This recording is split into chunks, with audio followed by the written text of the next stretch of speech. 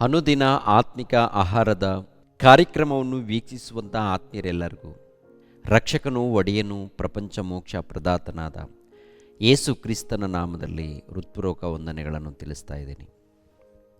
ಸಮಾಧಾನವು, ಸಂತೋಷವು, ನೆಮ್ಮದಿಯು, ಆರೋಗ್ಯವು, ಆತ್ಮಿಕ ಆಶೀರ್ವಾದವು ತಂದೆಯಾದ ದೇವರು ಅನುಗ್ರಹಿಸಲೆಂದು ಯೇಸು ಕ್ರಿಸ್ತನ ನಾಮದಲ್ಲಿ ದೇವರನ್ನು ಪ್ರಾರ್ಥಿಸುತ್ತೇನೆ. ಈ ದಿನ ಮತ್ತೊಂದು ಅಂಶವನ್ನು ಮಾತನಾಡೋದಕ್ಕೆ ಸಿದ್ಧನಾಗಿದ್ದೇನೆ. ಶಿಲುಬೆಯ ಮೇಲೆ ಕ್ರಿಸ್ತನು ನುಡಿದ 4ನೆಯ ಮಾತು. ಪ್ರಿಯರಾದ ದೇವರ ಮಕ್ಕಳಿರ, ಅನೇಕ ಮಾತುಗಳಲ್ಲಿ ಮಹಾಜ್ಞಾನ ತುಂಬಿಕೊಂಡಿದೆ, ಸಮಾಧಾನ ಇದೆ, ನೆಮ್ಮದಿ ಇದೆ, ಆರೋಗ್ಯ ಇದೆ, ಸತ್ತರೆ ನಿತ್ಯ ಜೀವ ಇದೆ. ಅಂದರೆ ಆತನ ಮಾತನ್ನು ಕೇಳಿ ಅಂಗೀಕರಿಸಿ ವಾಕ್ಯದ ಪ್ರಕಾರ ನಡ್ಕೊಂಡಾಗ ಇವೆಲ್ಲ ನೆರವೇರುತ್ತೆ. ವಾಕ್ಯವನ್ನು ಪಾಲಿಸಿದಾಗ, ವಾಕ್ಯವನ್ನು ಕೇಳಿ ವಿಧೇಯರಾದಾಗ ಅವಾಗ ಆತ್ಮಿಕ ಆಶೀರ್ವಾದ ಸಿಗುತ್ತೆ, ಆರೋಗ್ಯ ಸಿಗುತ್ತೆ. ಒಂದು ವೇಳೆ ಸತ್ತೋದರೆ ನಿತ್ಯ ಜೀವ ಸಿಗುತ್ತೆ. ಆತನ ಮಾತಿನಲ್ಲಿ ಅಷ್ಟೊಂದು ಪವರ್ ಇದೆ ಪ್ರಿಯರೇ. ಯೇಸು ಕ್ರಿಸ್ತರ ಮಾತಿನಲ್ಲಿ ಇಷ್ಟೊಂದು ಪವರ್ ಇದೆ. ಇಷ್ಟೊಂದು ಅದ್ಭುತವಾದಂಥ ಜ್ಞಾನವನ್ನು ತಿಳಿಸಿರುವಂಥ ಯೇಸು ಕ್ರಿಸ್ತರು ಶಿಲುಬೆ ಮರಣವನ್ನು ಹೊಂದುತ್ತಾರೆ. ರೋಮನರು ಆತನಿಗೆ ಮರಣದಂಡನೆ ವಿಧಿಸುವಂಥದ್ದು ನೋಡ್ತೀವಿ. ಮರಣದಂಡನೆ ಯಾರಿಗೆ ವಿಧಿಸ್ತಾರೆ? ಕಳ್ಳರಿಗಾಗಿರ್ಬೋದು, ಕದೀಮರಿಗಾಗಿರ್ಬೋದು, ಮೋಸಗಾರರಿಗೆ ಮರಣದಂಡನೆಯನ್ನು ವಿಧಿಸ್ತಾರೆ. ಅದು ಕೂಡ ಘೋರವಾದಂಥ ಶಿಲುಬೆ ಮರಣ. ಅಂಥ ಘೋರವಾದಂಥ ಶಿಲುಬೆ ಮರಣವನ್ನು ಯಾರಿಗೂ ಕೂಡ ಕೊಟ್ಟಿಲ್ಲ ರೀ. ಯೇಸು ಕ್ರಿಸ್ತನು ಅನುಭವಿಸಿರುವಂಥ ಶಿಲುಬೆ ಮರಣ ಇದೆಯಲ್ಲ, ಅಂಥ ಘೋರವಾದಂಥ ಈ ಮರಣ ಯಾರೂ ಅನುಭವಿಸಿಲ್ಲ. ಅಷ್ಟೊಂದು ಘೋರವಾಗಿ ಆತನನ್ನು ಚಿತ್ರಹಿಂಸೆ ಕೊಡ್ತಾರೆ. ಭಯಂಕರವಾಗಿ ಹೊಡಿತಾರೆ. ತಲೆ ಮೇಲೆ ಮುಳ್ಳಿನ ಕಿರೀಟ ಇಡ್ತಾರೆ. ಅಷ್ಟಕ್ಕೆ ಆತನ ಜೊತೆಯಲ್ಲಿ ಇನ್ನೂ 2 ಕಳ್ಳರನ್ನು ಸೇರಿಸ್ತಾರೆ. ಅವ್ರಿಗೂ ಕೂಡ ಮರಣದಂಡನೆ ಆಗಿರುತ್ತೆ. ಆದರೆ ಯೇಸು ಕ್ರಿಸ್ತರಿಗೆ ಕೊಟ್ಟಂಥ ಹಿಂಸೆಯನ್ನು ಅವ್ರು ಕೊಟ್ಟಿರಲ್ಲ. ಈತನಿಗೆ ಬಹಳ ಹಿಂಸೆ ಕೊಟ್ಟಿರ್ತಾರೆ, ಬಹಳ ಕಷ್ಟ ಕೊಟ್ಟಿರ್ತಾರೆ. ಭಯಂಕರ ರೀತಿಯಲ್ಲಿ ಹೊಡೆದಿರುವಂಥದ್ದು, ಭಯಂಕರ ರೀತಿಯಲ್ಲಿ ಕಷ್ಟ ಕೊಟ್ಟಿರುವಂಥದ್ದು, ಹಿಂಸೆ ಕೊಟ್ಟಿರುವಂಥದ್ದು, ನಿಂದಿಸಿರುವಂಥದ್ದು. ವಾಕ್ಯವನ್ನು ಪರಿಶೋಧನೆ ಮಾಡುವಾಗ ಘೋರವಾದಂಥ ಹಿಂಸೆಯನ್ನು, ಘೋರವಾದಂಥ ಕಷ್ಟವನ್ನು ಪ್ರಭು ಅನುಭವಿಸಿದ್ದಾರೆ. ಯಾತಕ್ಕಾಗಿಯಪ್ಪ ಅಂತ ನೋಡುವಾಗ ಲೋಕದಲ್ಲಿದ್ದಂಥ ಸರ್ವ ಮಾನವರಿಗೆ ರಕ್ಷಣೆಯ ಮಾರ್ಗ, ಮೋಕ್ಷ ಮಾರ್ಗ, ನಿತ್ಯ ಜೀವವನ್ನು ಕಲ್ಪಿಸಿಕೊಡಬೇಕು. ಆ ನಿತ್ಯ ಜೀವ ಯೇಸು ಕ್ರಿಸ್ತರು ಶಿಲುಬೆ ಮರಣ ಹೊಂದಿರುವುದರಿಂದ ಈ ಲೋಕಕ್ಕೆ ರಕ್ಷಣೆಯ ಮಾರ್ಗ ಬಂದಿದೆ, ಪಾಪ ಕ್ಷಮಾಪಣೆಯ ಮಾರ್ಗ ಸಿಕ್ಕಿದೆ. ಆತನ ಮೂಲಕ ನಿತ್ಯ ಜೀವ, ಪರಲೋಕ ಎನ್ನುವಂಥದ್ದು ಸಿಕ್ಕಿದೆ ಪ್ರಿಯರೇ. ಅದನ್ನು ಪಡ್ಕೊಳ್ಬೇಕಾದ್ರೆ ಆತನ ಮಾತಿಗೆ ವಿಧೇಯರಾಗಬೇಕು, ಭಯಭಕ್ತಿಯಿಂದ ನಡ್ಕೊಳ್ಬೇಕು, ವಿಧೇಯರಾಗಿ ನಡಿಬೇಕು, ಭಕ್ತಿಯಿಂದ ನಡ್ಕೊಳ್ಬೇಕು. ಈ ಲೋಕದಲ್ಲಿ ಶೋಧನೆಗಳು, ಕಷ್ಟಗಳು, ಬಾಧೆಗಳು ಇರ್ಬೋದು, ಇಲ್ಲದೆ ಇರ್ಬೋದು. ವಾಕ್ಯದ ಪ್ರಕಾರ ನಮ್ಮ ಜೀವಿತ ಇರಬೇಕು. ಪ್ರಿಯರಾದ ದೇವರ ಮಕ್ಕಳಿರ, ಈ ಲೋಕಕ್ಕೆ ರಕ್ಷಣೆ ಮಾರ್ಗವನ್ನು ಕಲ್ಪಿಸಿಕೊಡುವುದಕ್ಕಾಗಿ ಶಿಲುಬೆ ಮರಣವನ್ನು ಹೊಂದುತ್ತಾರೆ. ಈ ಶಿಲುಬೆ ಮರಣವನ್ನು ಹೊಂದುವಂತಹ ಸಮಯದಲ್ಲಿ ಆ ಶಿಲುಬೆಯ ಮೇಲೆ ಯೇಸು ಪ್ರಭು ಪ್ರತ್ಯೇಕವಾದಂಥ ಮಾತುಗಳು, ಎಲ್ಲ ಪ್ರತ್ಯೇಕವಾದಂಥ ಮಾತುಗಳು. ಅದೇ ಪ್ರಕಾರ ಅಲ್ಲಿ ಕೂಡ ನೋಡ್ತೀವಿ, ಒಂದು ಪ್ರತ್ಯೇಕವಾದಂಥ ಮಾತುಗಳನ್ನು ಅವರು ಮಾತಾಡ್ತಾರೆ.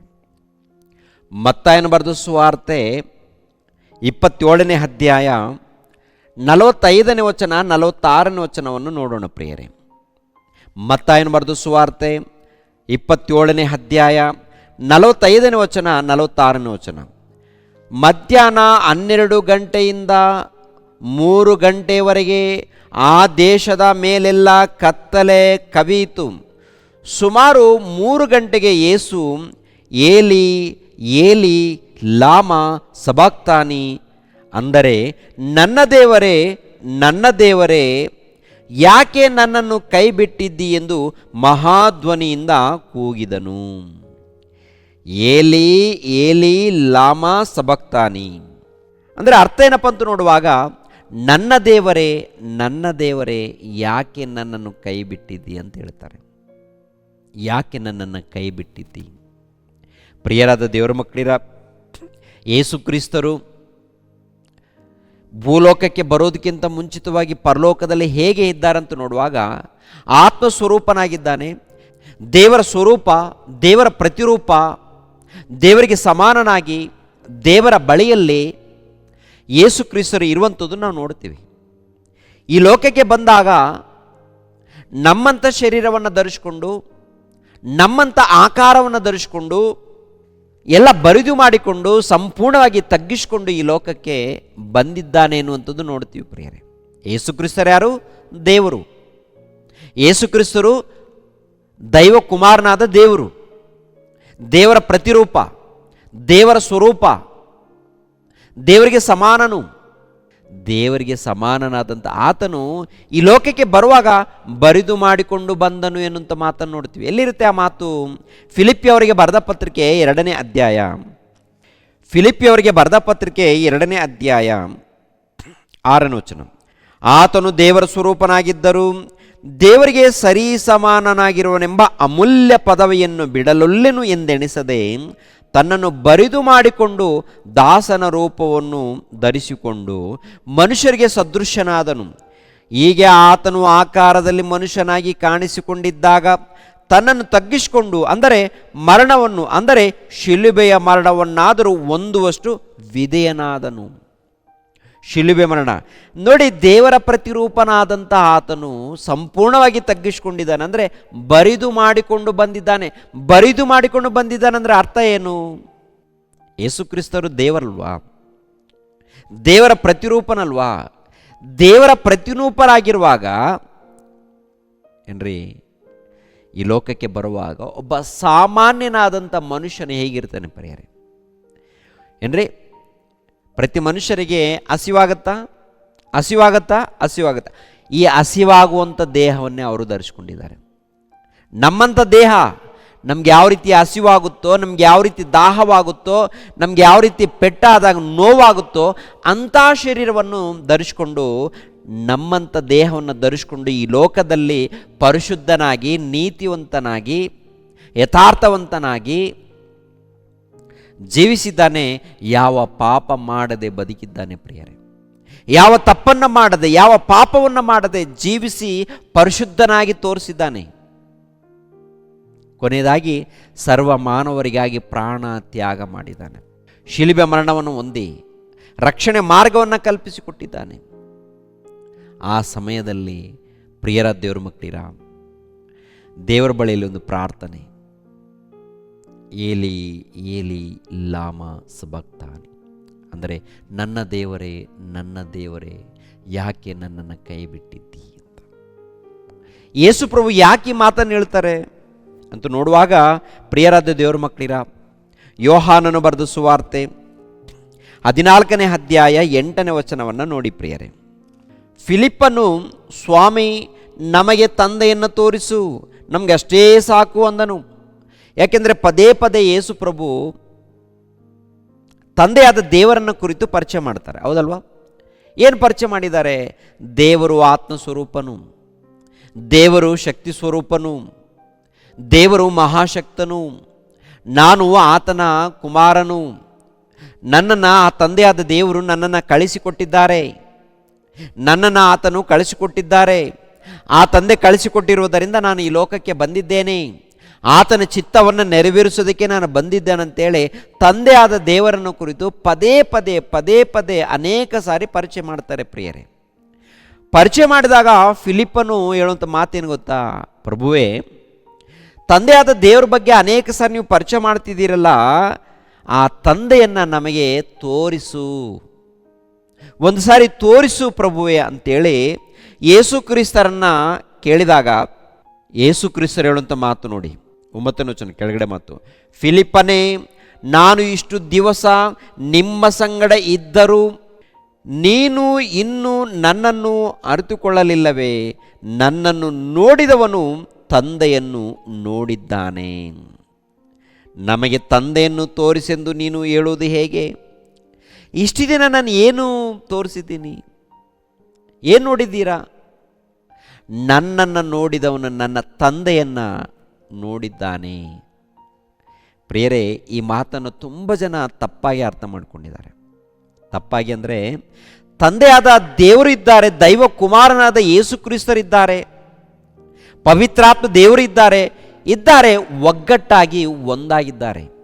ಮೂವರಿದ್ದಾರೆ. ತಂದೆಯಾದ ದೇವರಾಗಿರ್ಬೋದು, ದೈವ ಕುಮಾರನಾದಂಥ ಯೇಸು ಕ್ರಿಸ್ತರಾಗಿರ್ಬೋದು, ದೈವ ಕುಮಾರನಾದಂಥ ಪವಿತ್ರಾತ್ಮನಾಗಿರ್ಬೋದು, ಇದ್ದಾರೆ, ಒಗ್ಗಟ್ಟಾಗಿದ್ದಾರೆ. ಈ ಮಾತಿನಲ್ಲಿ ಅರ್ಥ ಏನಪ್ಪ ಅಂತ ನೋಡುವಾಗ, ನನ್ನನ್ನು ನೋಡಿದವನು ನನ್ನ ತಂದೆಯನ್ನು ನೋಡಿದ್ದಾನೆ. ಅಂದರೆ ನಾನು ನನ್ನ ತಂದೆ ಒಗ್ಗಟ್ಟಾಗಿದ್ದೀವಿ, ಒಂದಾಗಿದ್ದೀವಿ. ನನ್ನನ್ನು ನೋಡಿದರೆ ನನ್ನ ತಂದೆ ಕೂಡ ಸೇಮ್ ಹಾಗೇನೇ ಇರ್ತಾರೆ. ನನ್ನನ್ನು ನೋಡಿದರೆ ನನ್ನ ತಂದೆ ಕೂಡ ಸೇಮ್. ನನ್ನಲ್ಲಿರುವಂಥ ಗುಣಗಳು, ನಾನು ಯಾವ ರೀತಿ ಇದ್ದೀನಿ, ನನ್ನ ಮಾತು ಹೇಗಿದೆ, ನನ್ನ ಪ್ರವರ್ತನೆ ಹೇಗಿದೆ, ನನ್ನಲ್ಲಿ ಕಾಣುವಂಥ ಪ್ರೀತಿ ಯಾವ ರೀತಿ ಇದೆ, ಇದೆಲ್ಲ ಕೂಡ ತಂದೆಯಲ್ಲಿ ಇರುವಂಥದ್ದು. ನನ್ನಲ್ಲಿರುವಂಥದ್ದು ಆತನಲ್ಲಿದೆ, ಆತನಲ್ಲಿರುವಂಥದ್ದು ನನ್ನಲ್ಲಿದೆ. ನಾನು ತಂದೆ ಏಕವಾಗಿದ್ದೀವಿ ಅಂತೇಳಿ ಹೇಳುವಂಥ ಮಾತು 10ನೇ ವಚನವನ್ನು.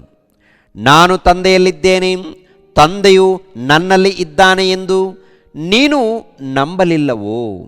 ನಾನು ನಿಮಗೆ ಹೇಳುವ ಮಾತುಗಳು ನನ್ನಷ್ಟಕ್ಕೆ ನಾನೇ ಆಡುವುದಿಲ್ಲ. ತಂದೆಯು ನನ್ನಲ್ಲಿ ಇದ್ದುಕೊಂಡು ತನ್ನ ಕ್ರಿಯೆಗಳನ್ನು ನಡೆಸುತ್ತಾನೆ. ನಾನು ತಂದೆಯಲ್ಲಿ ಇದ್ದೇನೆ, ತಂದೆಯು ನನ್ನಲ್ಲಿ ಇದ್ದಾನೆಂಬುದು ನನ್ನ ಮಾತನ್ನು ನಂಬಿರಿ, ಇಲ್ಲದಿದ್ದರೆ ಆ ಕ್ರಿಯೆಗಳನ್ನೇ ನೋಡಿ ನನ್ನ ಮಾತನ್ನು ನಂಬಿರಿ. ಅಂದರೆ ನಾನೇ ತಂದೆ ಅಂತ ಹೇಳ್ಕೊಳ್ತಾ ಇಲ್ಲ, ನಾನೇ ತಂದೆಯಾದ ಯೆಹೋವನಂತ ಹೇಳ್ಕೊಳ್ತಾ ಇಲ್ಲ, ನಾನೇ ತಂದೆಯಾದ ದೇವರಂತ ಹೇಳ್ಕೊಳ್ತಾ ಇಲ್ಲ. ತಂದೆ ಇದ್ದಾನೆ, ನಾನು ಇದ್ದೀನಿ. ನನ್ನಲ್ಲಿ ತಂದೆ ಇದ್ದಾರೆ, ತಂದೆಯಲ್ಲಿ ನಾನಿದ್ದೀನಿ. ನನ್ನಲ್ಲಿ ತಂದೆ ಇದ್ದಾನೆ, ಆ ತಂದೆಯಲ್ಲಿ ನಾನಿದ್ದೇನೆ. ಅಂದರೆ ಒಗ್ಗಟ್ಟಾಗಿದ್ದೀವಿ, ಒಂದಾಗಿದ್ದೀವಿ, ಏಕವಾಗಿದ್ದೀವಿ ಅಂತ ಹೇಳ್ತಾರೆ ಪ್ರಿಯರೇ. ಏಕವಾಗಿದ್ದೀವಿ ಎನ್ನುವಂಥ ಪದಕ್ಕೆ ಅರ್ಥ ಏನಪ್ಪ ಅಂತ ನೋಡುವಾಗ, ಒಂದಾಗಿ ಒಗ್ಗಟ್ಟಾಗಿ. ಶಿಲುಬೆ ಮರಣ ಹೊಂದುವಂಥ ಆ ಸಮಯದಲ್ಲಿ ತಂದೆ ನನ್ನನ್ನು ಯಾಕೆ ಕೈ ಬಿಟ್ಟಿದ್ದೀರಿ, ನನ್ನನ್ನು ಯಾಕೆ ಕೈ ಬಿಟ್ಟಿದ್ದೀರಿ ಅಂದರೆ ಅರ್ಥ ಏನು? ದೇವರು ಕೈ ಬಿಟ್ಟಿದ್ದಾರಾ?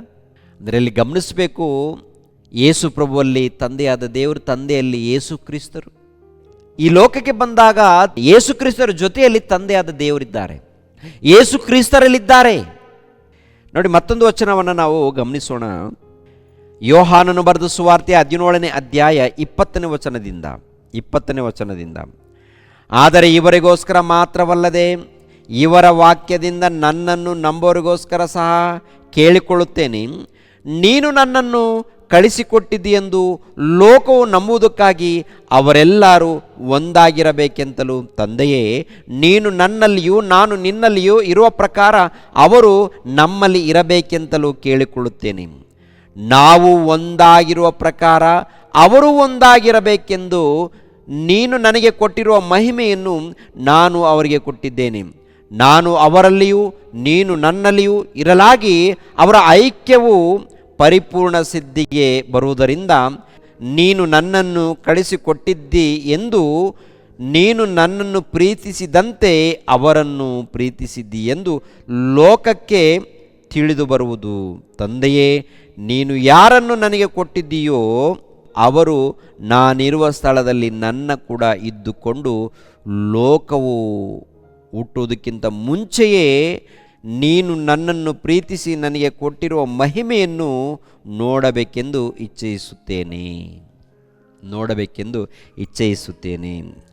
ಅಂದರೆ ಗಮನಿಸಬೇಕು ಪ್ರಿಯರೇ, ತಂದೆ ನಾನು ನಿನ್ನಲ್ಲಿಯೂ ನೀನು ನನ್ನಲ್ಲಿಯೂ.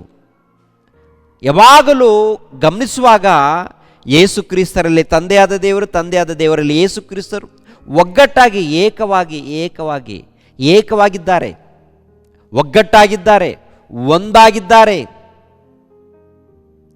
ಒಂದಾಗಿದ್ದಂಥ ಆ ತಂದೆ ದೂರವಾದರೆ, ಕೈ ಬಿಟ್ಟರೆ ಎಷ್ಟು ನೋವಿರುತ್ತೆ. ಒಂದ್ಸಲ ಆಲೋಚನೆ ಮಾಡಿ. ಇವಾಗ ಯೇಸು ಕ್ರಿಸ್ತರು ಆ ಶಿಲುಬೆಯಲ್ಲಿ ಮರಣ ಹೊಂದಬೇಕಾದರೆ ತಂದೆ ಕೈ ಬಿಡಬೇಕು. ಯೇಸು ಕ್ರಿಸ್ತರು ಶಿಲುಬೆಯ ಮೇಲೆ ಮರಣ ಹೊಂದಬೇಕಾದರೆ ತಂದೆ ಕೈ ಬಿಡಬೇಕು.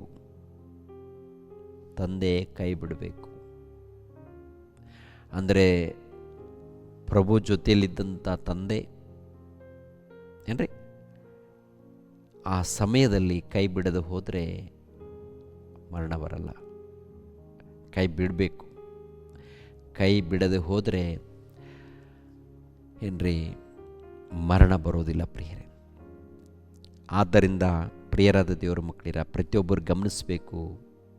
ಆ ಸಮಯದಲ್ಲಿ ತಂದೆಯಾದ ದೇವರು ಕೈ ಬಿಟ್ಟಿರುವಂಥದ್ದು ನೋಡುತ್ತೀವಿ.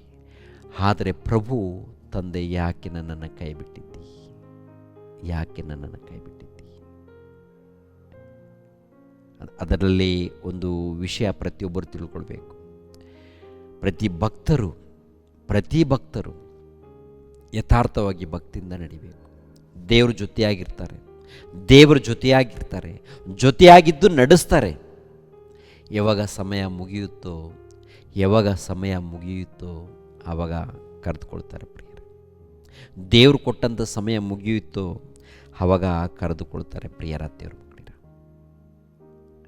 ಯೇಸು ಕ್ರಿಸ್ತರು ಶಿಲುಬೆ ಮರಣ ಹೊಂದುವಂಥ ಆ ಸಮಯದಲ್ಲಿ ಏಲಿ ಏಲಿ ಲಾಮ ಸಬಕ್ತಾನಿ ಅಂದರೆ ನನ್ನ ದೇವರೇ ಯಾಕೆ ನನ್ನನ್ನು ಕೈ ಬಿಟ್ಟಿದ್ದಿ ಅಂತೇಳಿ ಆ ಮಾತನ್ನು ಹೇಳುವಂಥದ್ದು ಗಮನಿಸಬೇಕು.